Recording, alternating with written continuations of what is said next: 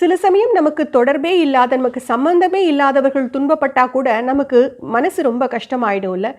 எடுத்துக்காட்டுக்கு ஏதாவது போர்க்காலங்களிலோ இல்லைன்னா இயற்கை சீற்றங்களிலோ மனிதர்கள் மிகவும் துயரப்படும் போது அந்த செய்தியை கேட்டோ இல்லை அந்த காட்சிகளை தொலைக்காட்சிகளில் பார்க்கும்போதோ நமக்கு ரொம்ப துயரமாக இருக்கும்.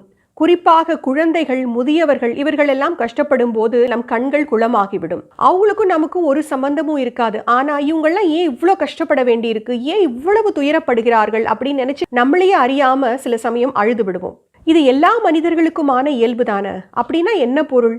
மனிதர்கள் எல்லாருக்குள்ளேயும் அன்பு என்ற ஈரமான ஒரு உணர்வை வைத்துதான் கடவுள் படைத்திருக்கிறார். இந்த குறளின் மூலம் அன்பை எப்படி கண்டுபிடிப்பது, அதாவது கண்ணீர் வந்தால் அது அன்பின் அடையாளம், அதாவது ஒரு உயிர் துன்பப்படும் போது அதை பார்த்து நமக்கு கண்ணீர் வந்தால் அது நம் உள்ள அன்பின் அடையாளம் அப்படின்னு சொல்லி வள்ளுவர் சொல்லிட்டார்.